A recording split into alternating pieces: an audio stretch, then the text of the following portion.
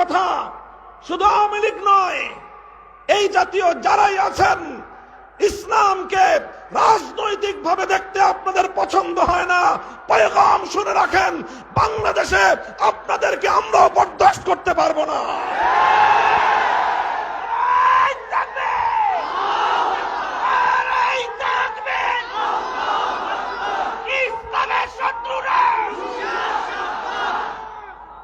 আমরা আমাদের মধ্যে কর্মবন্টন আছে, আলেম ওলামাদের মধ্যে। কেউ তালিমের কাজ করবে, শিক্ষকতার কাজ, এলেম শিখাবে।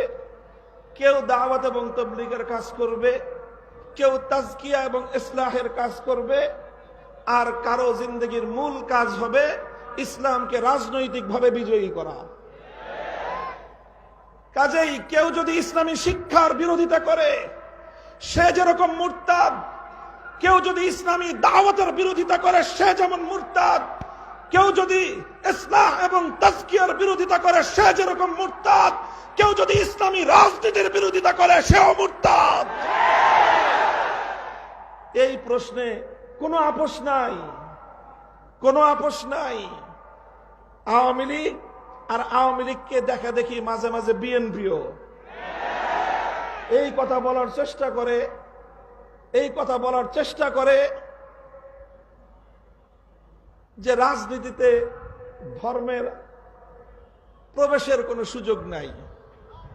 এই কথা যদি তোমরা পরিবর্তন না করো, আগামী দিনে বাংলাদেশ তোমাদের ব্যাপারে একই সিদ্ধান্ত নিবে। মনে রেখো,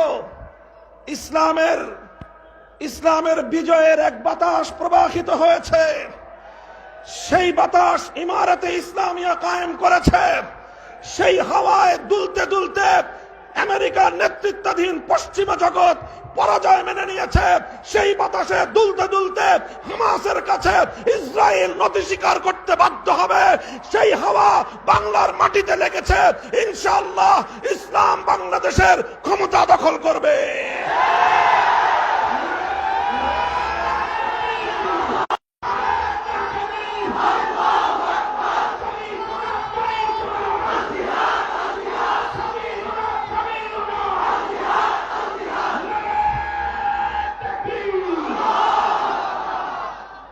কথাটা আমাদের পরিষ্কার।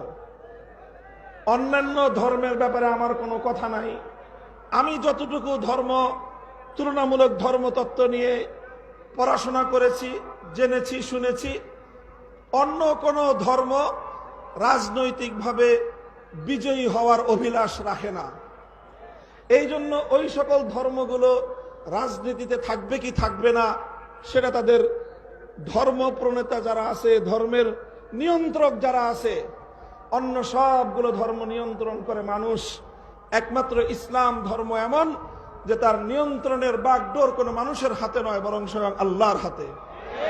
আল্লাহকে তরতিব দিয়েছেন, সেটআপ দিয়েছেন। এখানে কিয়ামত পর্যন্ত এক নোক্তার পরিবর্তন করার সুযোগ কারো জন্য নাই। এবং ইসলামকে আল্লাহ পাক দুনিয়াতে রাজনৈতিকভাবেও বিজয়ী হওয়ার জন্য পাঠিয়েছেন। একটা কথা শেষ। 2 নম্বর কথা, হযরত রাসূল আকরাম সাল্লাল্লাহু আলাইহি ওয়াসাল্লামের মক্কা বিজয়ের সময়ের একটা ঘটনা আমি বলবো ছোট্ট করে। আল্লাহর নবী মক্কা বিজয়ের পরে আম্মা জান হযরত আয়েশা রাদিয়াল্লাহু আনহার কাছে নিজের একটা আকাঙ্ক্ষা ব্যক্ত করলেন, অভিব্যক্তি ব্যক্ত করলেন যে আমার মনে চায় আমি আল্লাহর ঘর বাইতুল্লাহ শরীফের মধ্যে 3টা পরিবর্তন আনি। কয়টা পরিবর্তন? 3টা। প্রথম পরিবর্তন হলো, আমার মনে চায় আমি বাইতুল্লাহ শরীফটাকে ইব্রাহিম আলাইহিস সালাতু ওয়াস সালামের বেনা, ওনার ভিত্তির উপর পুনর্নির্মাণ করি। অর্থাৎ লম্বা ইতিহাস, বর্তমান যে কাবা শরীফ, এটা ইব্রাহিম আলাইহিস সালাতু ওয়াস সালামের বানানো কাবা থেকে